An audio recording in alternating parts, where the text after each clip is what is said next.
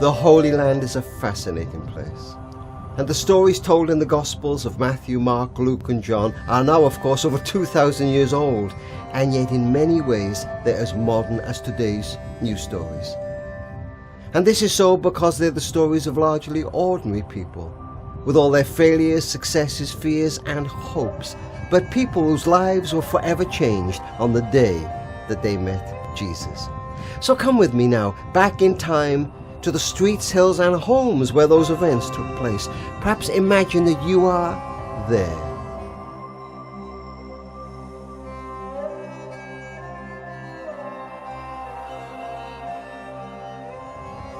And we begin at a beautiful place, way up north, which was at the heart of so many of those stories.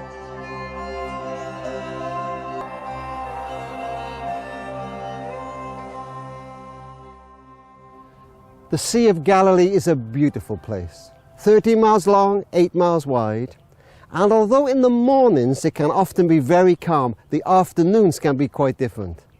Sometimes the prevailing winds sweep down the valleys, and Galilee can become a raging storm in moments. This lovely stretch of water can be a dangerous place. And it was on this water that some of the disciples, Peter, James and John, earned their living as fishermen, before that day when they met the man who said, "Follow me, and I will make you fishers of men."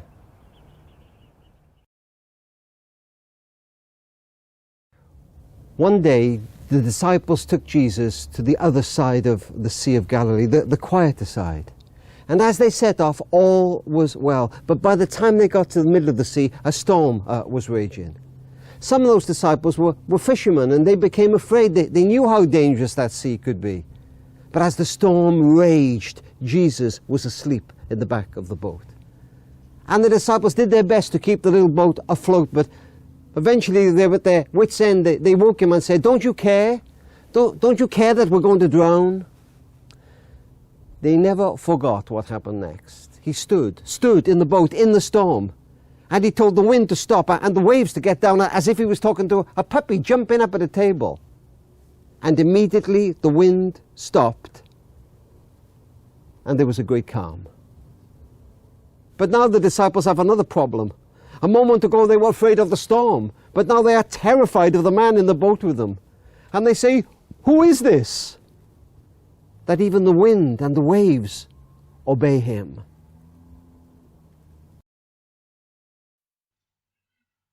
Reflections by Diane Parsons. Just imagine it. I think I understand just how the disciples felt in this story. 1 minute, like life is serene and calm, and I'm going about my day as planned.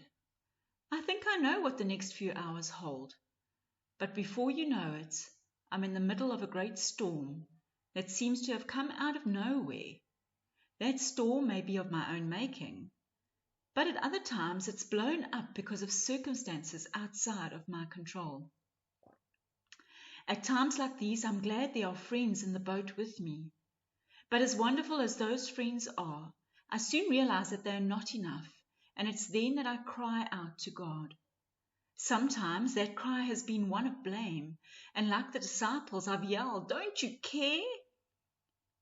But often my cry has simply been a plea for help from one far stronger than I. Sometimes he has stilled my storm, but on other occasions it has raged on for days or even years. But even then, I've known his comforting presence and his great power. Before Jesus had calmed the sea and spoken to the winds to be still, just remember the disciples had witnessed with their own eyes before this incident that Jesus had healed the sick. He'd cast out demons with a single word.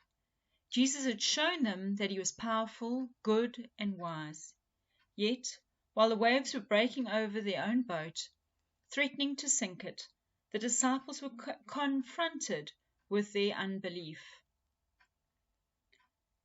A couple of questions were to and fro during this discourse. The first question from the disciples was, "Teacher, don't you care that we are perishing?" Accusing Jesus of indifference. Jesus isn't offended. He counters that question with a question of his own. Why are you so afraid? And then he goes on and he asks us another question. Do you still have no faith? Jesus is probing deeper to the root of their fears.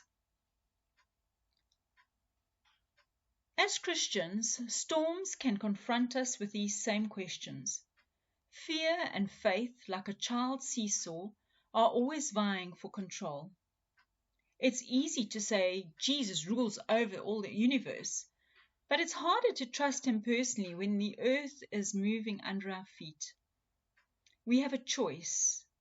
Are we going to allow our very real circumstances to overwhelm us?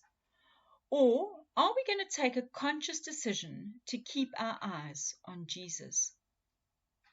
Are we going to take God at his word today?